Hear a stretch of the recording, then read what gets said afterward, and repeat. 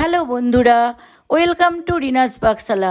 রিনাস পাকশালা চ্যানেলে তোমাদের সকলকে স্বাগত।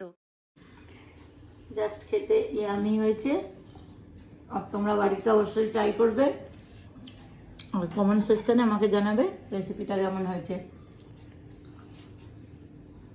অনেক বন্ধুরাই দেখছি যে তোমরা আমার ভিডিও দেখছো, কিন্তু কমেন্ট করে আমাকে কিন্তু জানাচ্ছ না যে আমার রেসিপিটা কেমন লাগলো।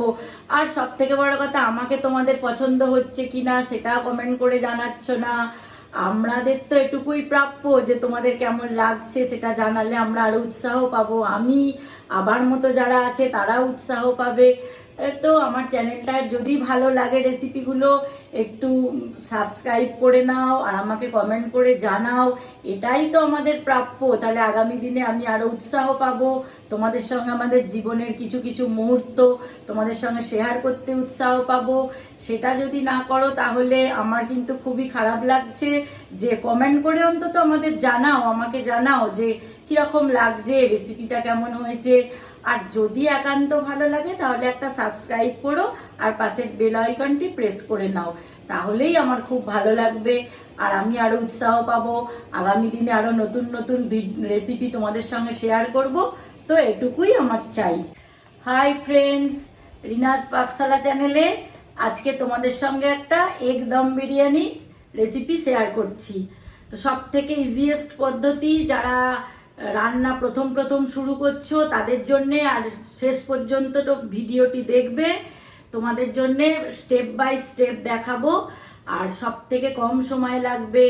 আর যারা মাংস খাও না তারা এটা অবশ্যই একবার দেখো। যারা অনেকেই আছে মাংস খায় না, আমাদের বাড়িতেও আছে কিছু মানুষ মাংস খায় না, তো তাদের জন্যে আজকে এগ দম বিরিয়ানি বানাবো। তো বাড়িতেই থাকা কিছু কিছু জিনিস দিয়েই বানানো যায়।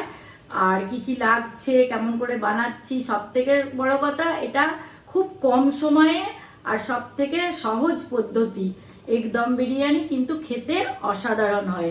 এসো তোমাদের দেখাই কি কি লাগছে। দেখো, আমি এখানে 250 গ্রাম অল্প করে করছি, দুজনের মতো লং গ্রেন বাসমতি আমি 20 মিনিট ভিজিয়ে রেখেছি। আর নিয়েছি 5টা ডিম বয়েল করে নিয়েছি, কাঁচা লঙ্কা নিজেদের পছন্দ অনুযায়ী দেবে, আমি 2টো নিয়েছি। আর একটু লেবু নিয়েছি, রসটা ব্যবহার করব। আর এখানে যেটা মেন পার্ট একটা, এখানে দুধের ওপর ফুড কালার আর মিঠা আতর দিয়ে রেখেছি। আর একটু দুধের ওপরে আমি দুধ, কেওড়ার জল, গোলাপ জল আর একটু মিঠা আতর দিয়ে রেখেছি। আর টক দই একটু ডিমের কারি বানানোর জন্য নিতে হবে। আর 2 চামচের মতো আদা রসুন পেস্ট নিয়ে রেখেছি। আর বিরিয়ানি মশলা তো অবশ্যই লাগবে। আর নুনটা তো আমি জলে দেব। আর গোটা গরম মশলা, ছোট এলাচ, দারচিনি, গোটা গোলমরিচ, তেজপাতা, লবঙ্গ নিয়েছি। আর আমি কিছু ধনেপাতাও ব্যবহার করব স্বাদের জন্য। আর আমি ছোট বাটির 1 বাটি পেঁয়াজ স্লাইস করে কেটে রেখেছি। এটা বেরেস্তা বানাবো, কিছুটা আমি ডিমের কারিতে দেব। আর এটা আমি পেঁয়াজ আর একটা টমেটো পেস্ট করে নিয়েছি, এটাও ডিমের কারির জন্য। আর কিছু গুঁড়ো মশলা নিয়েছি, দেখো লঙ্কা হলুদ তো অবশ্যই নিজেদের পছন্দ, আমি এখানে 1 চামচ করে নিয়েছি, টেবিল স্পুন জিরা, ধনে গুঁড়ো। আর আমি এখানে এই একটা আলুকে কটুকরো করে হাফ বয়েল করে রেখেছি। আর আমি এখানে নিয়েছি দেখো গুঁড়ো গরম মশলা নিয়েছি গুঁড়ো, আর ব্ল্যাক পেপারেরও গুঁড়ো নিয়েছি। আর নিয়েছি এইটা নিয়েছি আমি ওই মশলার বাটার জলটা নিয়েছি। এবার তোমাদের প্রসেসটা দেখাবো। জল দেখো, জল ফুটে গেছে, এরকম ফুটন্ত জলই দিতে হবে। আমি জায়ফল একটুখানি দিয়ে দিলাম, আর গোটা যে গরম মশলাগুলো দেখিয়েছিলাম কিছুটা দিলাম, এখানে লবঙ্গ, ছোট এলাচ সব দিয়ে দিলাম। একটু করে আমি ফাটিয়ে দিচ্ছি এলাচগুলো বিশেষত, আর কিছু ফাটানোর মতো নেই, এগুলো ফাটিয়ে দিচ্ছি মুখটা একটু করে, তাতে এর ভেতরে গন্ধটা ভালো ঢুকবে। আর আমি গোলমরিচগুলো না একটু ক্রাশ করে দেবো অল্প হালকা করে, এগুলো সব দিয়ে দিলাম। আর চালগুলো দিয়ে দিচ্ছি। দেখো, আমি 80% সিদ্ধ করব চালগুলো, তো সেটা তোমাদের আগেই বলে দিলাম। চালের ওপর আমি নুনও দেব, আর হালকা করে হাফ টেবিল চামচ সাদা তেল দেব। এটা করাটাও জরুরি, এটাও একটা স্টেপ, তোমাদের বলে দিলাম এটা ফার্স্ট স্টেপ। এটা যেটা দেখাচ্ছি এটা অবশ্যই ভিডিওটা দেখবে ভালো করে। এটা ফার্স্ট স্টেপ, এটাতে দিলাম। তো আমি একটুখানি প্রয়োজন অনুসারে স্বাদ অনুসারে নুন দেবো, না হলে কিন্তু স্বাদটা মোটেই ভালো হবে না।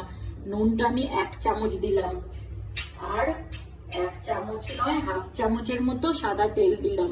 তাতে চালগুলো বেশ একদম লম্বা খিলা খিলা দেখাবে। এটা একটা প্রথম একদম স্টেপ। দেখো ভাতটা একদম ঝরঝরে করে ওই যে একটা বড় প্লেটে চাড়িয়ে দিয়েছি। এবার আমি অন্যটা বেরেস্তা বানাটা দেখাবো। দেখো আমি এখানে কিছুটা তেল নিয়েছি, কোয়ান্টিটি অনুযায়ী তেলটা নেবে, কেননা বেরেস্তাটা তো একটু ফ্রাই হবে, তো পরে আমি তেলটা না লাগলে তুলে নেব। এখন দেখো আমি পেঁয়াজগুলো দিয়ে দিলাম প্রথমে এটাকে। এই পেঁয়াজের অর্ধেকটা বেরেস্তা আমি ব্যবহার করব, আর অর্ধেকটা ডিমের কারিটাকে তৈরি করবার জন্য নেব। এটা আমি তোমাদের সঙ্গে শেয়ার করবো। দেখো পেঁয়াজগুলো ফ্রাই হয়ে গেছে, যাকে বলে বেরেস্তা। এগুলোকে আমি এইটার উপরে নিলাম, মানে স্ট্রেনারের উপরে, কেন যে যতটা পারো টিপে একটু তেলটা বার করে দিলাম এ থেকে। এরকম করেই করে নেবে, পুরোটা আমি ট্রান্সফার করে দিলাম এতে। এই যে ডিমগুলোকে আমি লঙ্কা, হলুদ, একটু জিরে আর একটু নুন দিয়ে এরকম করে একটু ম্যারিনেট করে নিলাম, তোমাদের দেখিয়ে দিলাম। দিয়ে আমি তেলের ওপর হালকা করে ফ্রাই করে নেব। যারা ফ্রাই করা পছন্দ করো না তারা সাদা ডিমও একবারে এমনি কোনো রকম কিছু না করে দিতে পারে। তো আমি এটা গার্নিশ দেখতে ভালো, টেস্টটা ভালো হবে বলে দিয়ে দিলাম। আর একটু করে এরকম করে দিলাম, যাতে তেলের ওপর ডিমটা না ফাটে। হঠাৎ করে ডিম ফাটে হালকা গরমের ওপরে দিলে, তাই আমি তোমাদের একটা বলে দিলাম। এরকম করে একটু ফুটে দিলাম। তো আমি ফ্রাই করে দেখাচ্ছি, তুলে নিয়ে। তো আমি খানিকটা তেল দিয়েছি, এবার ডিমের কারিটা আমি বানাবো। গরম মশলাগুলো দিয়ে দিলাম, ছোট এলাচ, দারচিনি, লবঙ্গ, আর আমি এখানে গরম ব্ল্যাক পেপার গুঁড়ো ব্যবহার করব। এখানে আর গোটাটা দেবো না। হালকা করে ফ্রাই করে আমি একটা তেজপাতাও দিলাম, দুটো তেজপাতা দিলাম। দেখো এবার আমি এটাকে কারিটা বানাবো। তেলটা তোমাদের পছন্দ অনুযায়ী দেবে, আমি যেরকম আমার কোয়ান্টিটি আমি সেই রকম করে দিলাম। সুন্দর একটা গন্ধ বেরিয়ে এলেই আমি এই যে পেস্টটা, পেঁয়াজ আর রসুনের পেস্টটা ঢেলে দিলাম।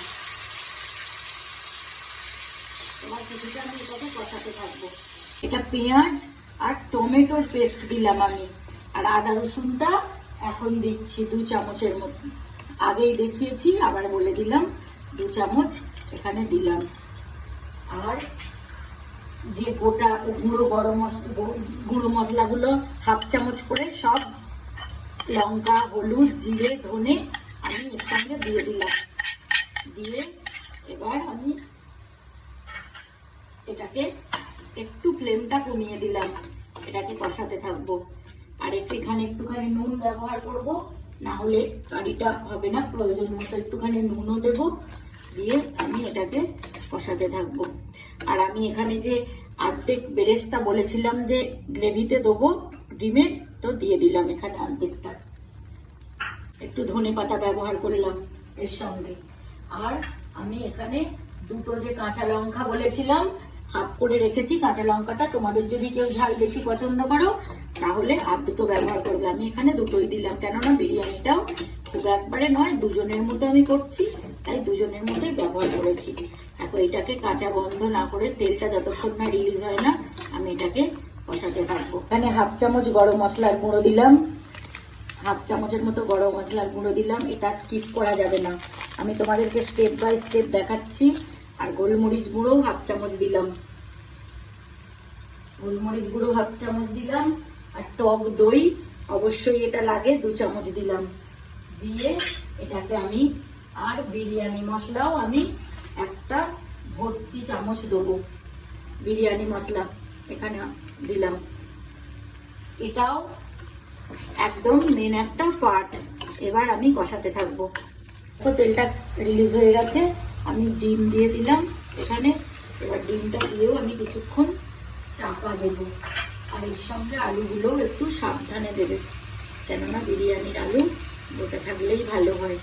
আমি একটু ছোট করে কেটেছি, কেননা কত ডিমের বিরিয়ানি, অতএব একটু ছোট করে কাটাই ভালো। আমি এটাকে কিছুটা কষিয়ে আর আমি একটু জল দেবো, ওই যে মশলা ধোয়ার জলটা রেখেছিলাম সেটা একটু দিয়ে কষাতে থাকবো। আর আমি কি করে বিরিয়ানির হাঁড়ি সাজাতে হয় সেটা দেখাচ্ছি। দেখো এখানে ঘিটা অল্প গলিয়ে নিয়েছি আর একটু গ্রিস করে নিচ্ছি। দেখো হাঁড়িটার গায়ে একটু লাগিয়ে নিচ্ছি, কেন না তাহলে চালগুলো আর ধরে যাবে না, এরকম করে। আর ঘিটা আমি ওপরেও দেবো, নিচেও খানিকটা ঘি ব্রাশ করে লাগিয়ে নিলাম। তো হাতে করেও লাগানো যায়, কিন্তু ব্রাশ করে লাগিয়ে নিলাম। দেখো তো ঘিটা আমি ওপরেও ছড়িয়ে দেবো। তো এবার আমি তেজপাতাগুলো সাজাচ্ছি। দেখো এই দেখো তেজপাতা দুটো দিয়ে দিলাম এখানে।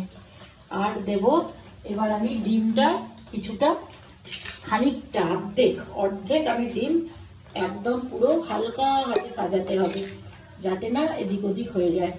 দেখো এরকম, দেখো তো তোমরা করবে, এরকম করবে তো খুব একদম খুবই সুন্দর খেতে হবে। আর দেখেছো কিরকম সহজ পদ্ধতি, আর তোমরা কমেন্ট করে আমাকে জানাবে। এবার আমি এটা দিলাম, এবার এর উপরে আমি কিছুটা লেবুর রস ছড়িয়ে দেব। এর উপরে আমি কিছুটা লেবুর রস ছড়িয়ে দিলাম। দেখো ওপরে আর একবার দেবো একটু।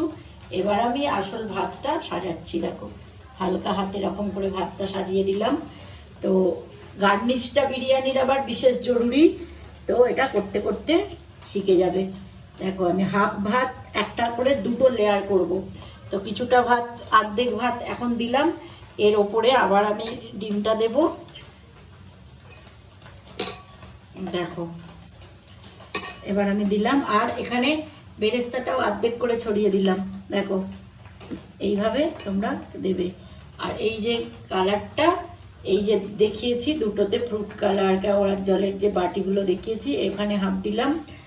আর এই এখানে দুধ, ফ্রুট কালার, তারপরে গোলাপ জল, মিঠা আতর, এসব দেওয়া আছে। একটা লেয়ার হয়ে গেল, আর একটা লেয়ার আমি দিচ্ছি। দেখো এইরকম করে দিলাম, এই যে এরকম করে দিলাম আর একটা লেয়ার।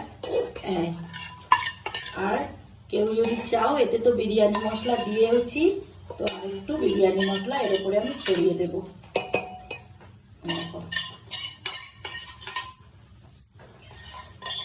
আর গ্রেভি খুব বেশি রাখবে না, আমি যেরকম দেখিয়েছি ডিমের গ্রেভি এই রকমই রাখার চেষ্টা করবে, কেননা খুব বেশি গ্রেভি রাখলে একটু তাহলে জুসিটা বেশি হয়ে যায়, তাহলে পাতলা হয়ে যায়। এবার আমি ভাতের লেয়ারটা এর উপরে দিয়ে দিচ্ছি, আর একটা লেয়ার করে দিচ্ছি। দেখো আর একটা লেয়ার করে দিচ্ছি। এরকম করে করবে, খুবই ইজি আর বাড়িতে থাকার এটা হাইজিনিক। আর আমার কিন্তু তোমাদের কমেন্ট আমাকে কিন্তু আরো উৎসাহ করবে। তোমার চ্যানেলটা দেখে কমেন্টও করবে, আর যদি খুব ভালো লাগে তাহলে একবার সাবস্ক্রাইব করে নেবে আর বেল আইকনটাও প্রেস করে দেবে। আর আমি তাহলে আরো উৎসাহ পাবো তোমাদেরকে নতুন নতুন ভিডিও দেখানোর, খুবই ভালো লাগবে।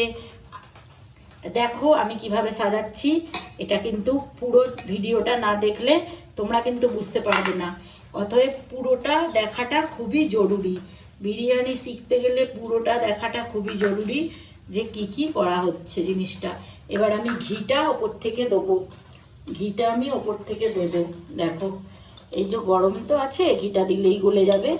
তো ঘিটা যে যেরকম পছন্দ করো দেবে, তবে পরিমাণ মতো। আমি এখানে 2 চামচ ঘি ব্যবহার করেছি, পুরো বিরিয়ানিটাতে আমি 2 চামচ ঘি ব্যবহার করেছি। তো দুজনের জন্য বিরিয়ানি তো 2 চামচ। এবার তোমরা তোমাদের কোয়ান্টিটি অনুযায়ী দেবে। এবার আমি এইটাকে দমে দেবো, খুব লো হিটে বসিয়ে রাখবো 20 মিনিট থেকে আধ ঘন্টা। বিরিয়ানিটা সাজিয়ে পুরো এয়ার টাইট করে দেবে, যাতে একটুকু ফাঁক না হয়, সেই রকম করে দেবে। আর আমি এখানে একটুখানি আটাকে এরকম করে মেখে লম্বা করে নিয়ে মুখটা এঁটে দেবে। আর একদম পুরো সিমে করেছি, পুরো একদম লোতে, যতটা লোতে করা যায় ততটাই। আর আমি আধ ঘন্টা এরকম দমে দেবো। আর বন্ধ করেও কিন্তু আরো 20 মিনিট এমনি বসানো থাকবে, বন্ধ গ্যাসের ওপর বসানো থাকবে, তারপরে কিন্তু সার্ভ করবে। দেখো এই রকম করে আটা দিয়ে আমি ধারগুলো বন্ধ করে দিয়েছি। আর একটা কথা বলছি, যে ননস্টিকের বড় যদি করা হয় তাহলে বন্ধ না করলেও চলবে, কেননা ভালো করে চাপাটা তাতে ভালো পড়ে। আর কিন্তু বিরিয়ানি একটু হাঁড়িতেই সবাই করে, ওই জন্যই তাকে দমে দিয়েছি, ওই জন্য আমি হাঁড়িতে দিয়েছি। আর এইভাবে কড়াতে খানিকটা জল দিয়ে যেন উপচে পড়ে না যায়, আর একদম লোতে দিয়ে দিয়েছি। এরকম ফুটছে, আমি 20 মিনিট প্রায় হতে চললো, তারপর তোমাদেরকে সার্ভ করব। আর নামিয়ে ফেলেছি, 30 মিনিট হয়ে গেছে, একদম রেডি। আর দেখো কালারটাও খুব সুন্দর এসেছে। তোমরা আমাকে কিন্তু কমেন্ট করে জানাবে, আমার তবেই আমার ভালো লাগবে। দেখো, আর কালারটার অসাধারণ একটা গন্ধও বেরিয়েছে। তোমরা বাড়িতে একবার অবশ্যই চেষ্টা করবে, সবাইকেই বলছি। আর একটা স্টেপও বাদ দেবে না কিন্তু, পুরোটা না দেখলে বিরিয়ানি করা যায় না। দেখো, এটা সুন্দর, যেমন গন্ধও এসেছে তেমনি কালারও হয়েছে সুন্দর, দেখো। আর তোমরা অবশ্যই দেখবে আর আমাকে কমেন্ট করে জানাবে। আর তোমরা দেখে কমেন্ট করবে না, আমি তাহলে কিছু বুঝতে পারবো না যে কেমন হয়েছে। আর আজ আমরা নতুন নতুন আরও ভিডিও আসবো। ঠিক আজকের মতো টাটা, এখানেই। আজ আগামী দিনে আবার নতুন কোনো একটা ইউনিক রেসিপি তোমাদের সঙ্গে শেয়ার করব।